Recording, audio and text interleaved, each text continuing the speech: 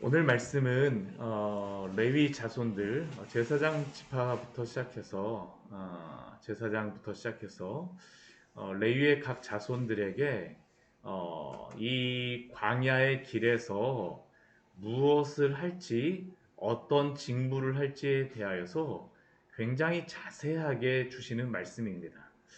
이미 3장에서 어떠한 것을 운반할지를 말씀하여 주셨는데 오늘 말씀을 보게 되면 그것에 대해서 굉장히 자세하게 말씀하세요. 왜 그럴까요?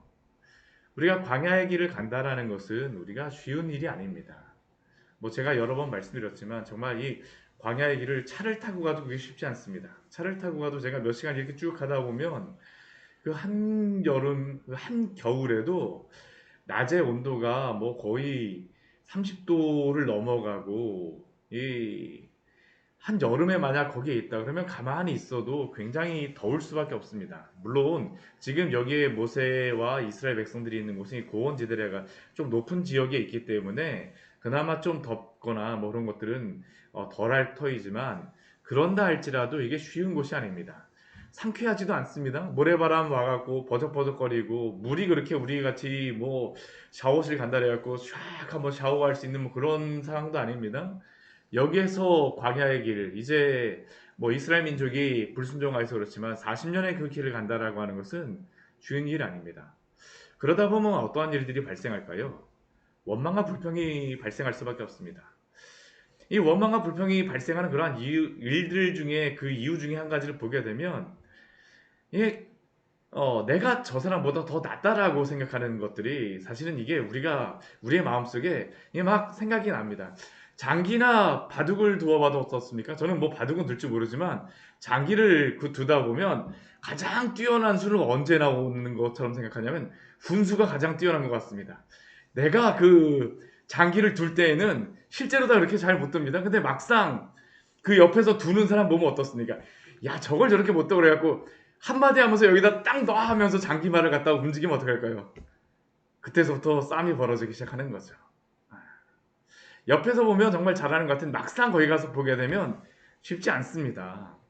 근데 이게 실제로 다 그 광야의 길을 가면서 일들을 하다 보면 어떡할까요? 이런 일이 비일비재하다라는 겁니다. 이 성막 안에서 성막이라고 하는 것은 지금 그 제사장도 그렇고 레위 지파도 그렇고 이 사람들은 가장 거룩한 장소에서 구별되이 하나님께서 하나님을 섬기도록 그 세우신 사람들입니다. 그런데 이들에게 맡겨진 그 직무를 보게 되면 정말 빤합니다. 출애굽기서부터 시작해서 하나님 성막을 어떻게 만들지를 말씀하여 주시고 뭐 레위기에서의 뭐 여러 가지 제사법들을 말씀해 주시고 또 지금 민수기에서 어떻게 이것을 옮겨라라는 것들을 말씀해 주시게 되면 이 일이 이렇게 되는 것 다 압니다. 몇 번 하다 보면 머릿속에 훤합니다. 그런데 때로는 보면 어떻습니까?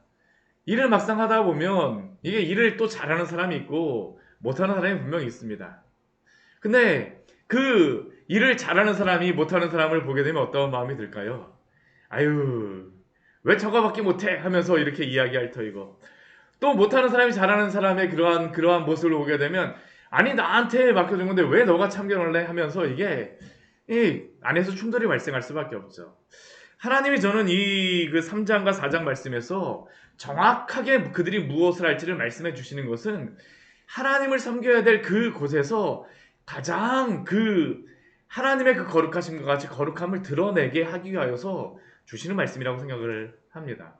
우리가 한번 오늘 말씀을 한번 보십시오. 오늘 말씀을 보게 되면 이 레위 지파들 자손들에게 무엇을 할지 그리고 제사장들에게 무엇을 할지를 정확하게 아주 정하여서 하나님께서 말씀하십니다. 그리고 그 일을 하나님이 주셨다는 것을 분명히 보여주세요. 우리 2절 말씀을 보게 되면 먼저 그 모세와 아론에게 레위 자손 중에서 그 종족과 조상의 가문에 따라서 인구를 셀 것을 말씀하십니다. 먼저 고앗 자손서부터 이제 말씀하시기 시작하죠. 고앗 자손에게 말씀하셔서 30세 이상으로 50세까지 회막의 일을 하라라고 말씀하시죠. 그러니까 회막에서 일하는 것은 30세부터 50세까지라는 겁니다. 인구조사 앞에서는 그 1개월 이상의 그러한 인구를 조사하게 하셨고 우리가 3장에서 왜 그랬는지 우리가 충분히 보았습니다. 근데 실제로 다 이 성막에서 일을 할 때에는 30세부터 50세까지의 일을 하라고 말씀하십니다. 그리고 오늘 말씀해 보게 되면 이게 3장과 조금 약간 다른 게 무엇이냐면 3장에서는 인구조사 1개월 이상으로 할 때에는 게르손 자손서부터 이렇게 시작을 하게 하시는 게르손 자손서부터 말씀하시는데 오늘 말씀을 보게 되면 고앗 자손서부터 말씀하십니다. 직무에 대한 이러한 말씀에서는 철저하게 하나님께서 이 직무의 중요성대로 말씀하신다라는 것을 알 수 있습니다. 왜 고앗 자손서부터 말씀하시겠습니까? 이들이 행하는 그러한 일들이 중요도가 더 높기 때문입니다. 왜냐하면 이 고앗 자손들이 성막 안에 있는 여러 성물들을 움직이기 때문입니다. 그래서 이 고앗 자손서부터 말씀하시죠. 이 고앗 자손들이 이 회막 안에서 지성물에 대해서 할 일이 무엇인가를 하나하나 말씀해 주세요.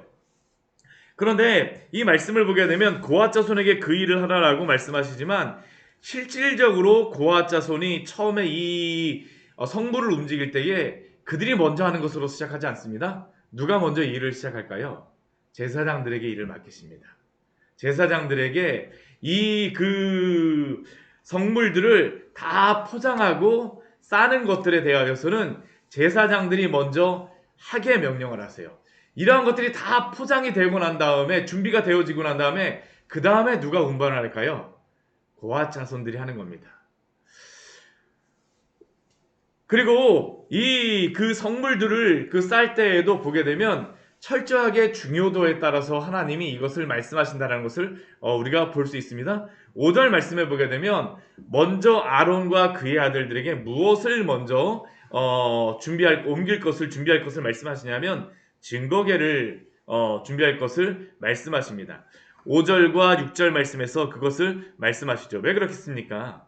증거궤가 지성소 안에 들어있는 가장 그 중요한 그러한 성물이기 때문입니다.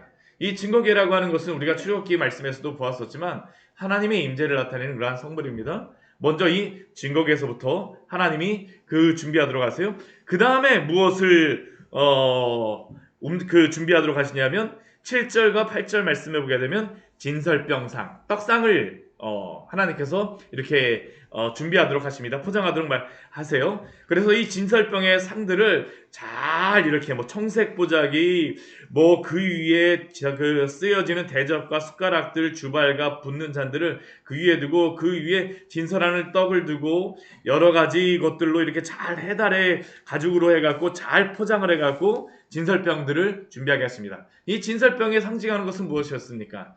이게 삼위 하나님을 나타내는 것, 삼위 하나님을 하나하나 나타내는 건데 이 진설병 같은 경우에는 성자 예수님을 상징하는 그러한 성물입니다. 그 다음에 준비하도록 하시는 게 세 번째는 9절과 10절 말씀해 보게 되면 등잔대를 준비하도록 하십니다. 이 등잔대 같은 경우는 불을 켜는 것이죠. 그리고 이것은 성령을 상징하는 것으로 이 세 가지가 이 지성소와 성소 안에서 가장 중요한 것들입니다. 그리고 네 번째 준비하도록 하시는 것은 11절과 12절 말씀에 오게 되면 금제단을 준비하도록 하겠습니다. 이 금제단은 분향단을 이야기하는 겁니다. 우리가 성소 안에 보게 되면 가장 안쪽에 이 그 증거궤 언약궤가 있고요. 그리고 그 앞에 나오게 되면 이 떡상과 그 다음에 등잔대가 있고 그 가운데에 이 삼각형으로 되어진 그 가운데에 분향단이 놓여집니다. 이게 이 성소 안에서 가장 중요한 그러한 것들이었고 요 순서대로 그리고 이 분향단을 상징하는 것은 무엇이냐면 기도를 의미하는 겁니다. 성도들의 기도를 받으시는 것들을 의미하는 것이 삼위 하나님께서 성도들의 기도를 받은다라는 게 바로 이 분향단의 의미입니다. 그래서 이 성소 안에 있는 것들을 준비하게 하시고 나서 그 다음에 무엇을 그 하나님께서 준비하도록 하시냐 하면 번제단을 준비하라고 말씀하세요. 우리 13절 말씀에 보게 되면 번제단을 이렇게 준비하여서 그 고기갈거리와 여러 대아들과 기둥들을 놓고 운반을 할 수 있도록 잘 준비하도록 하셨습니다. 그리고 이러한 것들을 하고 난 다음에 그 외 여러 가지 기구들을 다 준비하고 난 다음에 그 다음 어떻게 할까요? 15절 말씀에 보게 되면 그 아론과 그의 아들들이 성소와 성소의 모든 기구와 덮는 일들을 마치게 될 때에야 고앗 자손이 들어와서 그것을 매라라고 말씀하십니다. 지금까지는 고앗 자손은 어떻게 하고 있습니까? 아론과 그의 아들들이 이것을 준비하는 동안 가만히 서 있는 것입니다. 이 일을 할 때 고아 자손들이 어떤 생각을 했을까요? 내가 더 잘할 수도 있을 텐데. 그러나 하나님께서는 그때까지 기다리게 하세요. 왜 그럴까요? 질서가 있다라는 겁니다. 우리가 이 3장과 4장 말씀에서 보게 되면 하나님이 질서에 대하여서 계속 말씀해 주세요. 하나님이 그들에게 맡겨주신 일이 있다라는 겁니다. 그리고 고아 자손이 그 다음에 들어와서 어떻게 합니까? 그것을 메고 그것을 운반하도록 하십니다. 그러나 그 고아 자손이 멜 때에도 그 강조하시는 것이 무엇이냐면 그 성부를 직접 만지지 말라라고 말씀하세요. 만약 직접 만지게 되면 어떻게 됩니까? 죽는다라고 말씀하시죠. 죽는다라고 말씀하십니다. 그러나 이 성부를 맬 수 있는 그러한 사람들은 누구입니까? 고아 자손들입니다. 이것이 잘못돼갖고 크게 문제가 발생했던 적이 있죠. 언제입니까? 우리가 사무엘 우리 하의 말씀에 사무엘 하의 말씀에 보게 되면 하나님의 언약궤를 움직일 때에 블레셋 사람들이 수레로다 운반하여 주니까 다윗과 함께 내려갔던 사람들이 블레셋 사람들이 움직였던 것 같이 수레로다 운반하려고 할 때 우사가 그 성부를 만졌을 때 어떻게 됩니까? 목숨을 잃는 일이 발생합니다. 하나님의 말씀을 지키지 않았다라는 것이죠.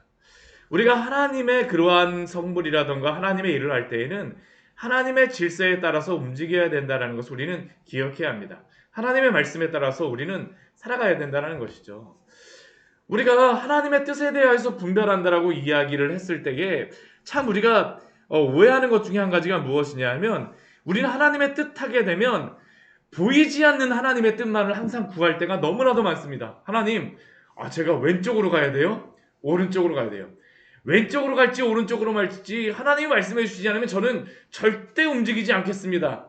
한편으로는 굉장히 믿음이 있는 것처럼 보입니다. 그러나 그것이 믿음이 있는 것만은 아닙니다. 왜냐하면 하나님은 하나님의 뜻을 분명히 우리에게 이 성경 말씀을 통하여서 우리가 어떻게 행해야 될지를 말씀해 주신 것들이 너무나도 많습니다. 그런데 우리는 그 말씀에 따라서 우리가 행하고 순종해야 될 것들이 있음에도 불구하고 이 직무에 따라서 해야 될 것들이 있음에도 불구하고 먼저 사소한 그러한 것들에 대해서 오른쪽으로 갈지 왼쪽으로 갈지 이 보자기를 쌀 때 오른쪽 끈을 먼저 들어야 할지 왼쪽 이거를 먼저 들어가서 이거 묶어야 될지 우리는 그러한 것들에 대해서 신경 쓸 때가 얼마나 많습니까? 그러나 하나님이 우리에게 말씀하여 주신 그 말씀에 그러한 드러난 그러한 뜻에 먼저 주의하시고 그 말씀에 순종하시기를 축원합니다. 보이지 않는 것들에 너무 신경을 쓰다 보면 우리가 정작 하나님이 우리에게 말씀하여 주신 것들에 대해서 신경을 쓰지 못해요. 불순종하는 일들이 빈번하게 일어납니다. 하나님이 그런 것들을 원하지 않으십니다. 오늘 말씀 보게 되면 질서 있게 그러한 것들이 그 교회 안에서 또한 가정 안에서 이루어질 것을 말씀하시는 것입니다. 가정도 교회입니다. 가정 안에서도 질서 있게 우리가 이루어져야 되죠. 그러한 일들, 직무라던가 그러한 일들에 대하여서 남편이 아내에 대하여서 아내가 남편에 대하여서 그 권위와 질서를 인정하고 때로는 다스림을 받고 또한 존중하는 것들이 필요하다라는 겁니다. 우리가 이 말씀을 한번 보십시오. 이게 잘못되니까 결국에는 광야 가자마자 이 일 때문에 문제가 발생합니다. 하나님이 이렇게 자세하게 말씀하셨음에도 불구하고 이 문제가 결국에 발생하는 겁니다. 오늘 말씀해 보게 되면 1절서부터 이 20절까지는 고아 자손에 대한 말씀입니다. 왜냐하면 고아 자손이 하는 이 성물이 굉장히 중요하기 때문이죠. 그런데 그럼에도 불구하고 나중에 문제가 발생하는 것은 고아 자손에서 문제가 발생해요. 왜냐하면 고아 자손과 아론의 제사장 지파는 같은 집안이기 때문입니다. 훈수두기가 너무 쉽다라는 겁니다. 너가 그렇게 해? 내가 훨씬 더 잘할 수 있는데. 아닙니다. 그거 아니라는 겁니다. 가정에서도 그렇고 교회에서도 그렇고 하나님이 우리에게 주신 그러한 질서와 직무가 있다는 것을 우리는 기억해야 합니다. 왜 그럴까요? 그게 가장 행복하기 때문이죠. 고아 자손이 성물을 만지게 되면 하나님이 분명히 뭐라고 말씀하십니까? 너희가 그것을 만지게 되면 죽는다라고 경고하십니다. 왜냐하면 하나님의 말씀에 따라서 살아가는 것이 가장 행복하고 즐거운 것이기 때문입니다. 우리 18절에서부터 우리 그 뒤에 말씀해 보게 되면 고아 자손 족속의 지파를 레위인 중에서 끊어지게 하지 말라라고 말씀하십니다. 왜 끊어지겠습니까? 이 말씀을 잘 순종하지 않기 때문입니다. 내가 더 잘할 수 있는데 하면서 하거나, 아니면 아론도 그렇습니다. 아론의 제사장도 이 직접 몸으로 다 움직이니까 어떻게 할까요? 하대할 수가 있는 것이죠. 그러면 안 된다라는 겁니다. 하나님이 주신 그러한 일들과 각자의 그러한 직무를 향하여서 오늘 나에게 주신 여러 가지, 직장에서도 그렇고 가정에서도 그렇고, 나의 가정에서 가장으로서, 또한 남편으로서, 아내로서, 부모로서, 자녀로서 우리에게 주신 그러한 직무가 있는데 이것을 자꾸 올라가거나 내려가려고 합니다. 그러면 어떻게 됩니까? 거기서 끝나는 겁니다. 광야의 길을 갈 수가 없어요. 하나님이 여기에 대해서 굉장히 자세하게 말씀하시는 이유가 광야의 길을 가게 하시기 위하여서 말씀하여 주시는 것입니다. 만약 이것이 되지 않게 되면 어떡합니까? 할 수도 없습니다. 고아 자손이 이 일을 할 수가 없어요. 우리 20절 말씀 같이 한번 읽어보도록 하겠습니다. 그들은 잠시라도 들어가서 성소를 보지 말라. 그들이 죽으리라. 잠시라도 들어가서 성소를 보지 말라. 그들이 죽으리라. 레위인 중에서 끊어지게 하지 말지니. 이것을 누가 감시해야 될까요? 제사장들이 감시하는 겁니다. 감시한다 해서 그것을 율법적으로 해도 안 됩니다. 사랑의 마음으로 해야 됩니다. 너 그거 보면 안 돼! 하면서 막 하는 게 아니라 그렇게 하면 하나님 기뻐하지 않으십니다. 이 권위는 항상 어디로부터 나올까요? 하나님으로부터 나오는 겁니다. 사랑도 어디로부터 나올까요? 하나님으로부터 나온다라는 것을 우리는 기억해야 합니다. 우리 뒤에 말씀도 이 고아 자손에 대해서 말씀하시고 난 다음에 게르손 자손과 무라리 자손에 대하여서 말씀하십니다. 근데 이 게르손 자손과 무라리 자손은 21절에서부터 33절까지의 말씀에서 나옵니다. 별로 그렇게 길지 않습니다. 대부분의 그 말씀을 고아 자손과 이 제사장들에게 말씀하시죠. 왜냐하면 서로 같이 이렇게 많이 연관될 수밖에 없으니까요.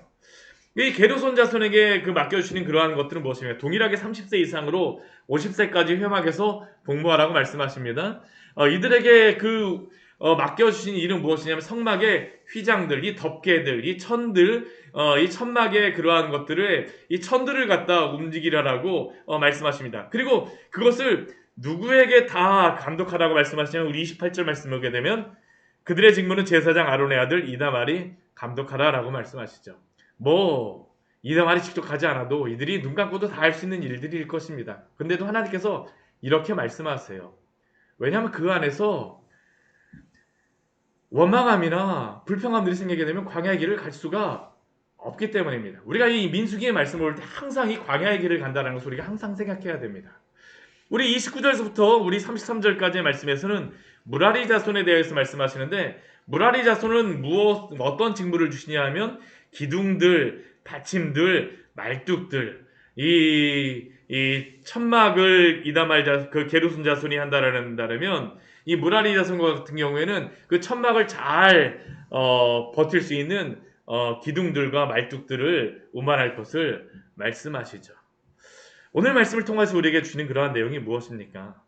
저는 하나님이 우리에게 주신 일들에 대해서 굉장히 기쁨으로 감사함으로 살아가라라고 말씀하신다라고 우리가 기억해야 합니다. 때로는 우리가 하는 일에 대하여서 보게 되면 어떡할까요? 굉장히 하찮게 여겨질 수가 있습니다. 남이 하는 것에 대해서 굉장히 더 중요하게 여겨질 수 있죠. 내 주변에 있는 사람이, 내 남편이 아니면 내 아내가 그러한 일들을 보게 되면 때로 그러한 일들 때문에 그 사람에 대해서 비판하기도 하고 때로는 원망하기도 하고 불평하기도 합니다. 그것이 분란의 이유가 되기도 합니다. 하나님 그걸 원하지 않으십니다. 하나님이 우리에게 주신 일들에 대해서 어떻게 합니까? 기뻐함으로 감사함으로 감당하시기를 축원합니다. 가정에서도 그렇게 행하십시오. 교회에서도 그렇게 행하십시오. 하나님은 결코 우리의 가정이 무너지는 것을 원하지 않고 우리의 교회가 무너지는 것을 원하시지 않습니다.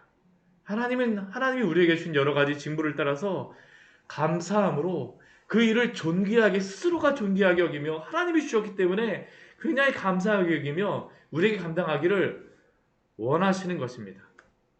그리고 또한 존중해 주십시오. 남편을 존중하시고 아내를 존중하시고 부모님을 존경하고 자녀를 사랑하십시오.